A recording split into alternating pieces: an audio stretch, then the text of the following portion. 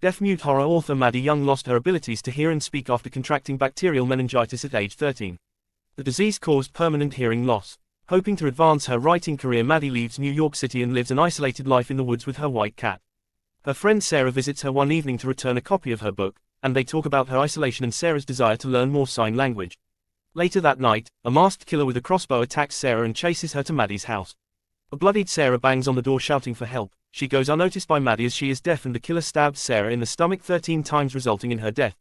The killer quickly deduces that Maddie is deaf and decides to try and make her another victim. He sneaks into her house and steals her phone, which he then uses to take pictures of her and send them to her. Maddie realizes she is being stalked and tries to call the police, but the killer cuts the power and punctures the tires on her car to prevent escape. Maddie writes, "Won't tell, didn't see face, boyfriend coming home," on the glass panel door with her lipstick. The killer responds by taking off his mask and revealing his face. While attempting to escape through the second-story window, Maddie is shot in the leg by the killer with a crossbow bolt, but she manages to knock him off the roof and steal the weapon. Sarah's boyfriend, John, arrives at Maddie's house looking for Sarah. The killer poses as a police officer responding to a call, but John grows suspicious of him. He plans to attack the killer from behind with a rock, but Maddie distracts him by banging on the window, allowing the killer to stab him in the neck. As John bleeds to death, she realizes that she will either be caught or bleed to death. Her only chance for survival is to kill her assailant. Outside, the killer is about to kill Maddie's cat with his knife, but she shoots him in the shoulder with the crossbow.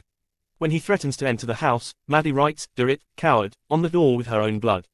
As the killer begins bashing the door in with a tire iron, Maddie uses her laptop to type up a description of the man and a message to her family. She then locks herself in her bathroom, armed with a knife. Failing to break through the door, the killer opts to crash through the bathroom skylight. Maddie does not notice him until he breathes against her neck. She narrowly avoids his attack and stabs him in the knee. He follows her into the kitchen, where she blasts his face with insecticide and uses her visual smoke alarm to disorient him. He begins strangling her, but she finally kills him when she stabs him in the neck with a corkscrew. Maddie retrieves her cell phone from the man's body and dials 911. As she sits on her porch steps while the police approach her, Maddie pets her cat and smiles.